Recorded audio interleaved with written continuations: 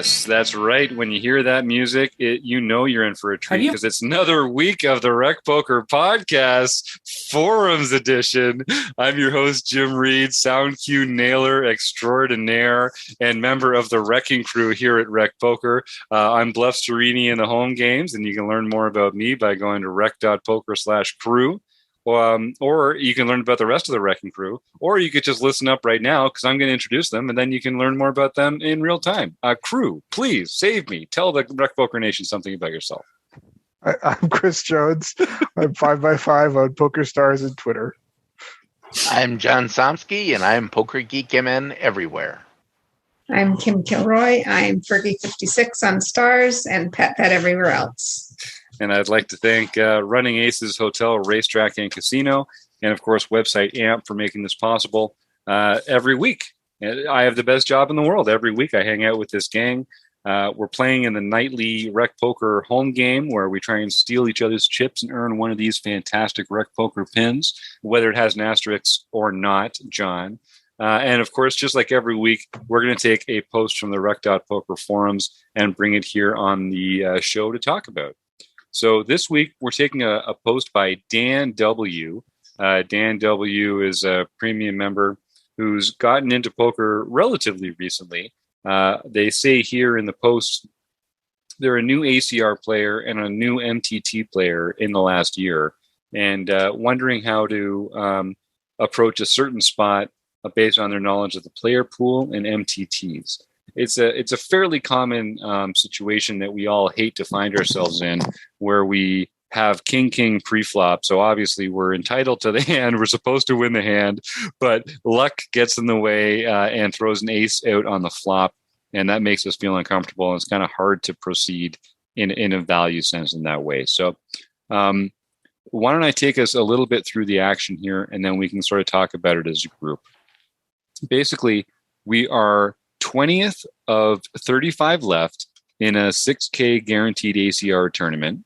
We're already in the money, and we used to have the chip lead, boo-hoo. Although, Dan, I tell you, man, all that matters is how you started that hand. Don't even worry about it. If before you used to have these chips and now you have these, if you're listening behind, that first one was a little higher. Or if, again, for our listeners, my hand's about to be a little lower here, but if you used to have this number of chips and now you have this higher number of chips, that's all really irrelevant. Just think about at the beginning of the hand, what was your chip stack? What was your position? What are the ranges you can put your opponents on? And really just focus on where you are right now in that spot. And I know you know that already, Dan, but I'm just saying that for all the rest of our listeners here. So we have 15 big blinds in Under the Gun +1, and we wake up with pocket kings. Fantastic. One of my favorite hands. This seems like the big double I need to get back in final table contention, says Dan. So pre-flop, he's thinking about an open jam here, but the poker coaching GTO charts, which I rely on, have most of the premiums as a raise. And when he says that, it just means the difference between limping, raising not all in, and raising all in, which would be a jam here. I'm not sure if the player pool or the spot in the tournament should change these calculations. And that's a great question. We always should be thinking about player pool tendencies when we decide our actions and the sizings that we take. So we can talk a little bit here just generally about what our options might be. I think as a group, let's just chat a little here. 15 big blinds, Under the Gun +1, pocket kings, in the money, on our way to the final table. To me, this is either, and I could make an argument for any of these. Either a limp or a 2x raise or sometimes a shove, depending on who else is at the table. Does anyone else here have sort of a default? Because, of course, it's all going to depend on the spot. But is there like a default position to play pocket kings in early position with 15 big blinds? I think it depends a lot on the table. So, and it also depends on if you think you have an edge over your opponents at the table. So if I feel that I do not have an edge over my opponents at the table, I will jam this every time. I will just open shove it at 15 big blinds. If I think I have an edge in this game, then I'm more likely to min raise. If I have a bunch of opponents that are raising to limps, then I would consider a limp here as well. Yep, I like that. I think that, and I like that, and I think the important thing to do is just make sure that you are considering those options. Because I think there is this tendency that I see, especially among recreational players, is they sort of hit this magical, whether it's 20 or 15 big blind line, and they're like, oh, now I'm in the shove or fold range, and they have an entire range. It's just, this is what I do, and I shove or I fold. And I think it's potentially helpful. Now you're going to get yourselves into spots exactly like the one we're going to cover here. And so you're going to get yourselves into thorny, complicated, ace high flops when you have kings and that kind of thing. But I think it is helpful. You can earn more chips. You can potentially extract more chips with a hand like pocket kings if you're able to sometimes not just shove them in the middle, because if you're shoving them in the middle, what's going to happen a lot is what you want to have happen when you've got like king 10 suited, right? Is like a lot of people are going to fold. And you don't necessarily just want everyone to fold when you've got a hand as strong as kings. Yeah, exactly. I couldn't agree more. So what, and Dan mentioned in the post, he feels like he's still, mastering the game. He's got some lessons to learn. So I think, Dan, Dan mentions these pre-flop charts from Poker Coaching, and Poker Coaching is a great program. They're a sponsor. Jonathan Little's a fantastic coach, and all those ranges are solved. It's not like they're mathematically profitable to play in that way in situations where everyone else is also playing that way. And that's something that recreational players in particular, we need to think about. Are the players that we're playing against actually playing in a GTO way? Probably not. So the question is, what are the ways that we can deviate from our GTO ranges to exploit them to the maximum? And it's going to be in spots like this typically where, we'll get into it, but this is the kind of spot where I think you can play exploitatively with a limp or a 2x, and shoving does just kind of chase some of the worst hands out of there in the player pools that we're talking about. So one thing I'll say to Dan, so Dan opens to 2.5 big blinds, and we've talked about bet sizing and open raise sizing a lot. I know I bang this drum a lot on the show. If you're playing 100 big blind poker, you should be opening to 3x.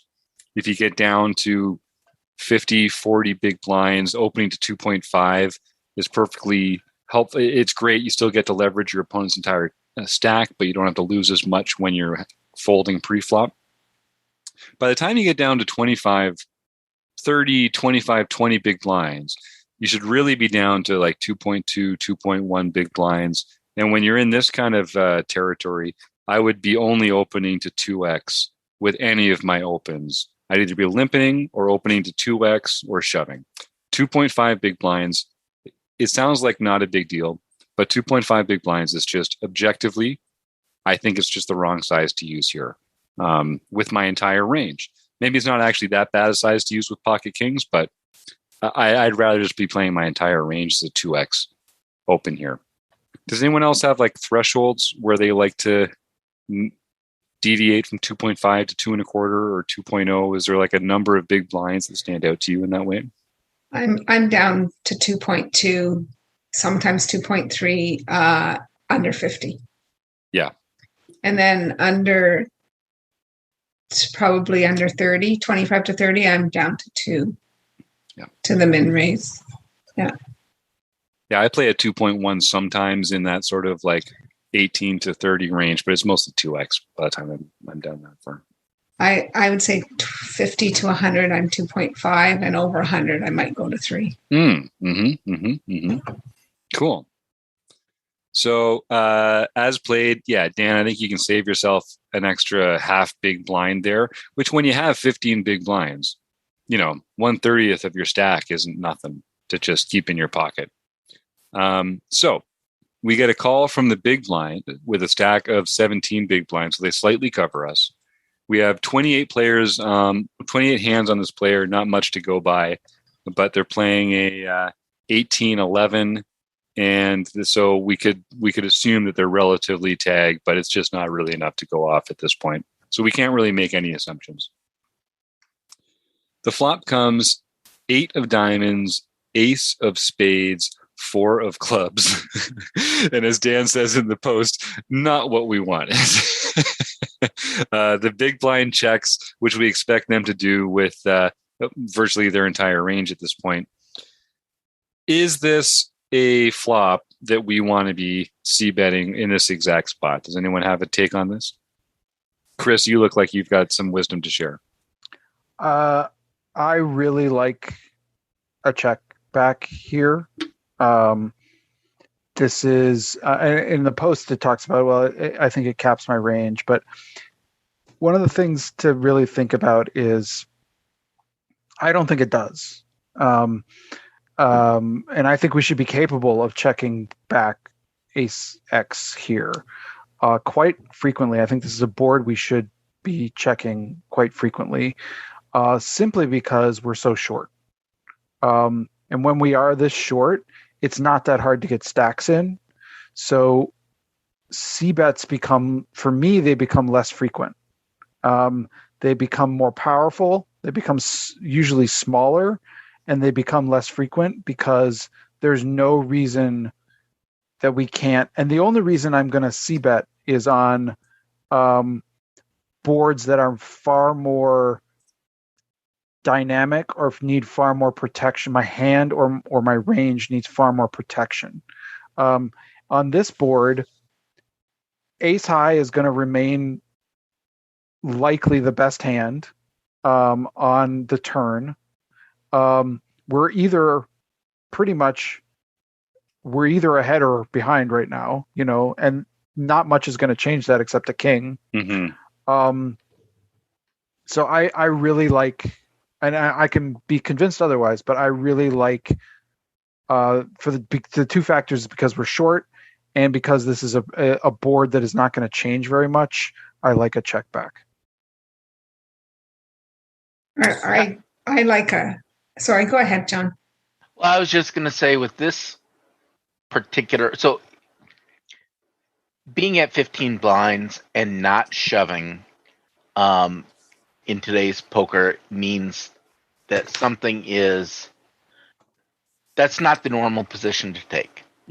So typically most of the hands that are going to do that on the charts are going to be your stronger hands, aces, ace king, kings, maybe as low as queens, although not usually queens, and maybe you'll throw something like an ace five suited in there just for a little bit of balance. But all of the powerful hands there, if you have aces in this position, it's a perfect time to check. Mm-hmm. So I agree with Chris on this, not capping your range. The only reason I can think of not to do that is just a large percentage of your hands should have aces in them. So, it would make perfect sense to c-bet here just as well. And that's something you have to be cognizant of as well. Another thing to keep in mind, Dan mentioned that he is new to the game and he's following these post-flop charts. I would say that calling here, not shoving, with 15 big blinds is more of an intermediate play than a beginner's play. Mm-hmm. So if you really don't feel comfortable at all, then I would probably lean back towards just shoving it, because it makes everything a lot easier. Mm-hmm. When you start doing these other things, it might be more profitable, but it also takes more skill.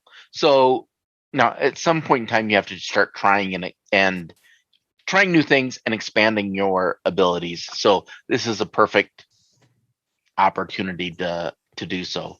But I guess I am just agreeing with Chris, which is never a wrong thing to do. No, but it doesn't to poker. It doesn't feel good though, does it? It just feels kind of wrong. Yeah. All right. I'll be the Let's hit the naysayer. I like that take. I also really, really like what you said about if you're not super comfortable playing post flop, that this is a way better spot to just shove with 15 big blinds. And, you know, before these solvers came out, that's what we would have been doing here. So, but the solvers do say at 15, and 15 is the magic number. Not 14, not 13, but 15. So at 15, we can min open here. And so I agree with the 2 big blind min open, not 2.5. When we do make it 2.5 and we've been called, I think there is now enough in that pot that we can make a small continuation bet here and add those chips to our stack. I think we can get called by worse. I think that villain will call us with an 8. I think that villain will call us with pocket 7s, pocket 6s, maybe pocket 9s if they didn't go all in pre-flop with those. And versus an under the gun +1 range, some people won't go all in with those, you know, in these ICM type spots. So I really like a C-bet here. This is a flop that's really good for our range. As a pre-flop raiser, it's very static. There's not many draws. So, you know, if we get check raised here, we look at this and how many 2 pairs, offsuit 2 pairs could big blind have? Well, probably only ace 8 and ace 4. And then we can make a comfortable fold here, I think. There's not a lot of draws. I don't think they're ever raising us with an 8. But they will call us with an 8 and give us some value there. So that's why I prefer a small C-bet here. And so it doesn't have to be big. It can just be 2 big blinds, 2.2 big blinds into this pot. I like that take. And there's some good discussion in the forums as well. So Sir Gasleak, who's been posting in the forums more lately, and it's great to see them getting engaged, says, I agree with 5. Little slang for 5x5 there, I guess. You got a pet name. Villain's range is pretty wide, so there's no value in betting the flop or turn. In a spot like this, I like under-repping my hand as much as possible to entice villain to try and take it from me. The board is super dry, so it's not like you have to worry about letting draws get there by the river. That feels like the way I'd want to be playing like a weaker ace here, and I guess functionally that's not that different from pocket kings. But I think that seems like a very villain-dependent take, where it's like, are you trying to invite some bluffs that then you're going to have to get tricky bluff catching around, or do you want to put them in that difficult position? We get a great comment from the one and only Steve Fredland here, who lines up on Kim's side of things, I think. And I do encourage all our listeners to go to rec.poker and sign up for a free community account. All it takes is an email and a smile. And you can come and visit these forums and post your own questions and respond to all these other posts that people like Dan are writing. And I will say, Dan, if you're listening, you're a better poker player than you think, my friend. You've already advanced further along this odyssey than you think you have. I think, like a lot of Rec Poker members, Dan feels like he has a lot to learn, and we all do. But the fact that we're even thinking about poker in these terms, that we're thinking about ranges and blockers and how people are going to play in certain spots like this, I assure you, buddy, you are already ahead of the curve. And based on what I've seen from you posting in the forums and in our study groups and that sort of thing, Dan, I think you have a very bright future in poker. So I hope to be around to see your ascent. So we get this great comment from Steve Fredland in here. Ace magnets. I like the non-shove open here. And also we're hoping to get the old 3-bet shove against us. Contrary to the Wizards, I'm likely continuation betting this flop really small, like a quarter pot, as this will help us immediately range our opponent, as I can fold to a check raise. And if they call, I'll most likely have the option of checking back the turn, which is a great point. That is the nice thing. I know John Somsky is a big fan of this bet the flop once and get to see the river approach, because that is a savvy play. Steve continues with, further, that small c-bet gets us a few calls from worse hands like 8-9 suited, queens, jacks, 10s, 9s. So we have been able to get to the river quite cheaply and can assess their action on the river. I might even consider another small turn bet if they called my flop, so that then they can check back the river. This allows me to control the size of the pot while retaining a little fold equity and getting a few calls from worse hands. Steve continues, if my opponent shows great aggression in the wake of my continued aggression, I can easily fold. Once we check and hand them the hammer, we have to decide if they are capable of bluffing or not. We end up being the one in the vice. And I think that's the point here that I was getting at with Gas Leak as well. We hand them the hammer of making them put us in the position of having to decide if they're bluffing or not. And you need to be a significantly better poker player than your opponent to be better at guessing whether they're bluffing or not than you do to be able to bluff in a balanced way. It's just easier and more fun to be the one bluffing instead of the one bluff catching. So, as a general rule, any thoughts at that point, gang? Well, it's not real surprising to me that the person nicknamed Bluff Sterini is advocating for bluffing. Go ahead, Chris. Well, and the other thing I would say is, I agree that we do hand our opponent the hammer, but I think the hammer is far less effective when we have a hand as strong as pocket kings and we have 15 big blinds. Like, I mean, we could have shoved this. I think when we don't shove it, our intention is to try to get more value out of our opponents. We should not really be folding this very often when we start the hand with 15 big blinds, even on ace high flops, even on an ace high flop. Yeah. And I'm not scared of handing my opponent the hammer if I think they're going to use it without much precision. And this is actually maybe the key point in the hand for me, which is that we started the hand with 15 big blinds. So we would be in a very different position if we had started this hand much deeper and we were more worried about how to get that bottom chip in from our opponent. But we're kind of inviting, by min opening or 2.5xing preflop, even with the ace on the board, like we're kind of hoping that our opponent is going to think that we're in a position where we're not. Let's hear what our friend Jonathan Little has to say, and then come back and put a little bow around this baby. Have you ever wondered whether you should call a preflop raise or 3-bet instead? What do you do when you have a flush draw? Do you raise it, or do you just call? So complicated. What do you do with ace-king when you miss the flop? Are you tired of guessing about what the right play is with your particular hand? Well, my name is Jonathan Little, and I am a 2-time World Poker Tour champion and creator of PokerCoaching.com, where we offer over 1,000 interactive hand quizzes where you play a hand and then get real-time feedback from our world-class pros. Don't guess and don't stress. Just register for your free account at PokerCoaching.com/recpoker right now. And again, if I hear that anybody has been out there guessing or stressing, we're going to have trouble. So, just whatever you do in your own home, I suppose, is your own business. But don't let me know about it, because you could have avoided all that stressing and guessing by going to PokerCoaching.com/recpoker and trying out their money back guarantee. So give our friend Jonathan Little a try. It's a great way to get better at poker. Learn from some of the best.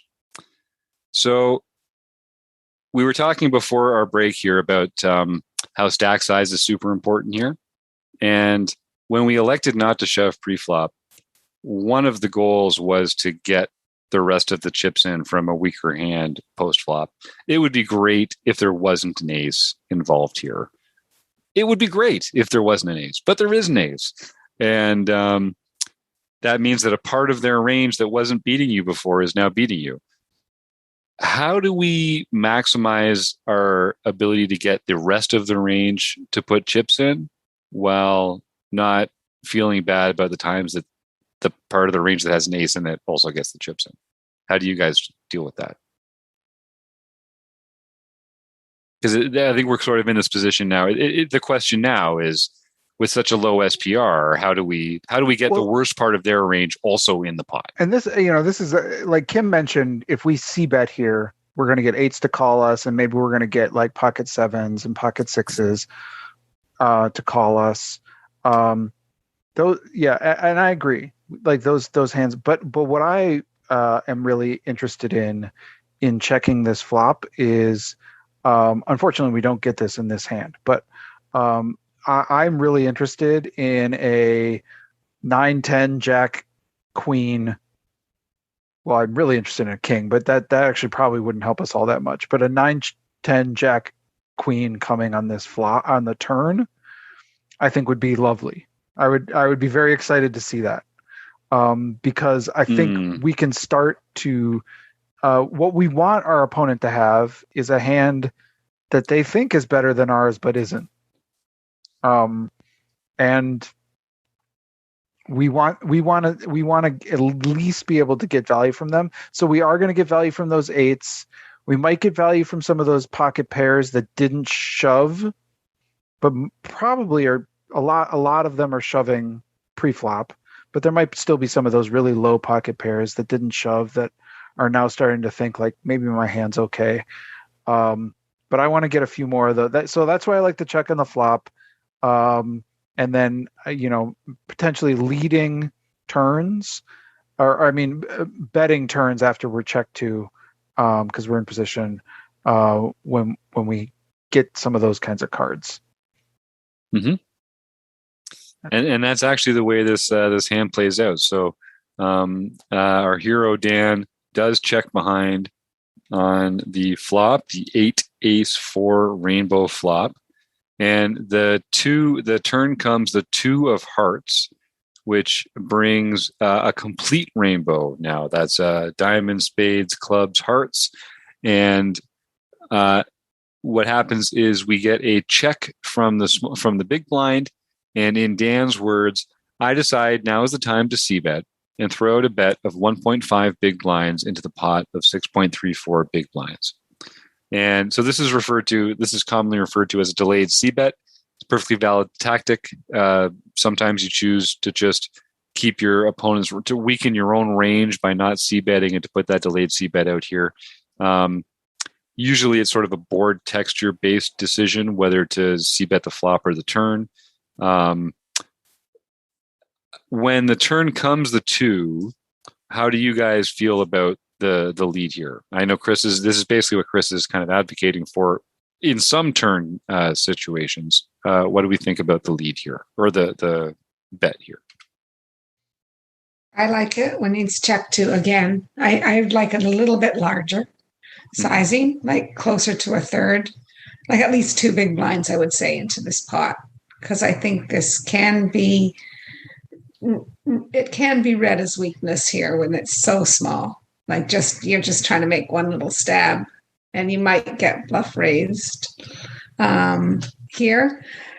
So I prefer a bigger bet, because then if you get raised, it has more meaning, in my opinion.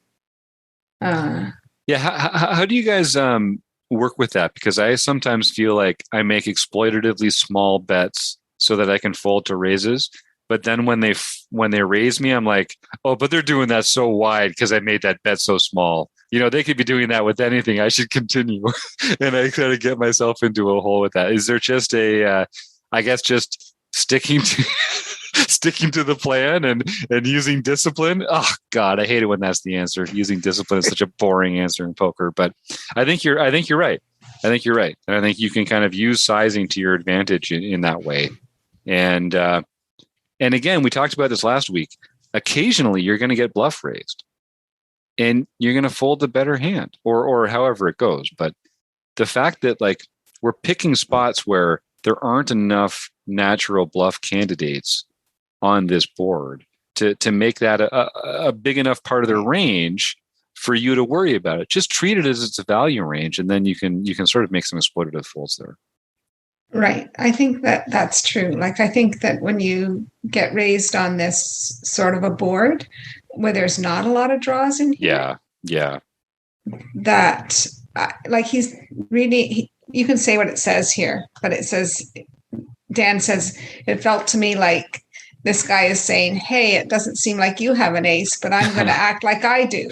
Raise. Yeah. And I think that's not the best way of thinking about it.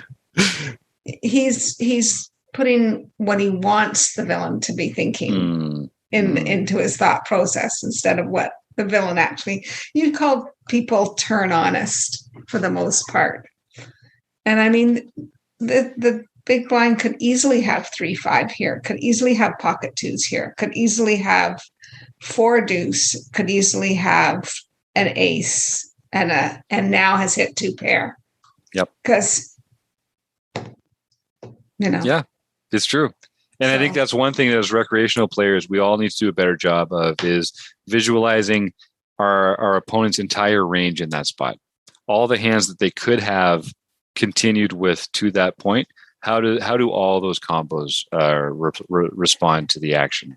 And I think it's really important that there's not a lot of bluffs on this board. Me too. Yeah. And so let's just recount for the listeners. It's 8 ace 4 2 rainbow. So there's some weird, low straight combos in there, but draws is what I mean. And there's the wheel, of course. But other than that, there's no flush draws, and most of the hands that continue are going to straighten on higher boards than that. So there's a couple wheels and some big blind specials. But Chris, do you have anything to say there? You're taking a very pensive posture. Oh no, I'm just leaning in to read some of the stuff on that because it's on my other monitor. So, nice. So I'm not that pensive. But so as happens, so we make as played, we make the delayed C bet, which is very small. It's less than a quarter pot or about a quarter pot. It's a quarter pot, in fact. And we see a check raise, which is less than pot size and works out to about a little over a third of our remaining stack. So it is a fairly pot committing check raise. I think I don't know. We can get into the nitty gritty of whether we want to have a calling range here at all, but most of our hands are probably, if they're continuing, are probably going to be continuing. Well, I don't know. Is that true? Do you guys think we're continuing only with a shove here, given that it's such a dry board and everything? Do we ever have a calling range here? What's the kind of hands we want to be calling with here? It really depends. If you're really putting your opponent on a bluff, there might be occasions when I would just continue to call down because I think that is the most likely way for my opponent to get the money in bad, then I think that's a perfectly valid way to do it. The problem is if you call here, unless some magic information comes to you that totally changes your opinion on the hand, you have to be prepared to continue, because calling here and then folding is sheer suicide. Right. So you cannot do that unless like their hand flips face up and now you see you are totally beat. and it sounds like John's joking there, but that is not hyperbole. Like, you do not have permission from Rec Poker to call this bet and then fold to a river bet without actually seeing your opponent's cards, because you are deciding right now, I'm putting in the rest of my stack. I'm just doing it on the layaway plan, and I'm putting this in now, and if they ask for the rest, they're going to get it. There's not going to be a lot of There's not going to be a lot of rivers where we choose to put the rest of our stack in if we don't put it in now. But we are resigned to calling if they put us to the decision there. And that's just a pot odds question that another podcast episode might do a better job of answering. But if people don't understand why they have to call when they've put so much of their stack in already, post a question in the Rec Poker forums, and we can go through a few examples of why it's just objectively correct to not really have a calling range there otherwise. And I think the only possible hand I'm calling here with is if I think my opponent is bluffing and I have pocket aces. Right. Like, I think that, and it should be so. I hope my opponent isn't like paying attention, because it should be just like flashing neon lights that I have aces. Yeah. And I hope you keep bluffing.